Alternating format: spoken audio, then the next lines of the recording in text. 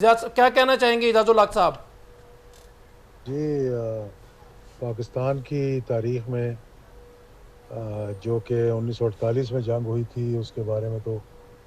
کشمیر کا مسئلہ آیا جس میں آزاد کشمیر کو آزاد کروایا اور پہنچ رہے تھے جی جی آگے مقبوضہ کشمیر کی طرف، لیکن وہ پھر لڑائی رک گئی۔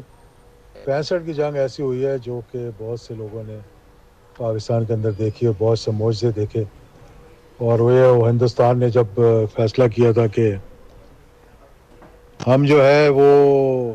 شام کی جو پیگ ہے وہ جا کر، یعنی چائے کہہ لیں چلیں، وہ جی جم جی خانہ میں پئیں گے، اور بڑے زور کے ساتھ آئے، کیونکہ ان کو زوم تھا کہ ہم 10 گنا بڑے ملک ہیں پاکستان سے اور ہم جب چاہیں اس پہ قبضہ کر سکتے ہیں۔ بالکل صحیح۔ لیکن اللہ کے فضل و کرم سے ہماری ایئر فورس نے اس وقت بھی، اور ایئر فورس کے ساتھ ساتھ ہماری فوج نے چونڈا کے محاذ پر، سیالکوٹ کے محاذ پر، اور بڑی زبردست مار کر ہندوستان کو نہ صرف پسپا کیا بلکہ دانت کھٹے کر دیے۔ الحمدللہ اور الحمدللہ۔ پھر ایک اللہ کی طرف سے معجزہ ہوا، اب 10 مئی کو بیان المرصوص مارکہ حق میں، کہ اللہ تعالیٰ نے ایک مرتبہ پھر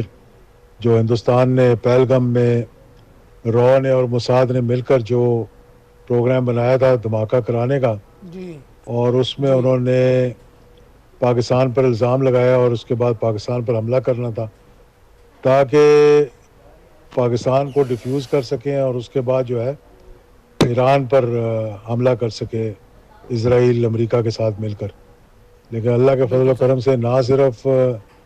اللہ تعالیٰ نے اور ہماری فوج اور ہماری ایئر فورس اور نیوی نے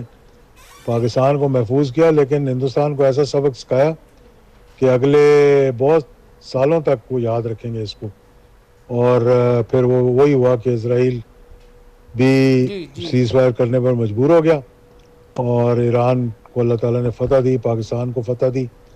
اور ایک مرتبہ پھر پاکستان کا مقام جو ہے دنیا کی نظروں میں اہمیت حاصل کر گیا۔ اور اس میں چین کا بھی ایک کردار تھا، چین پاکستان دوستی کا بھی ایک نیا چیپٹر جو ہے وہ سامنے آیا لوگوں کے، اور انشاءاللہ اس پر آگے بھی گفتگو ہوتی رہے گی۔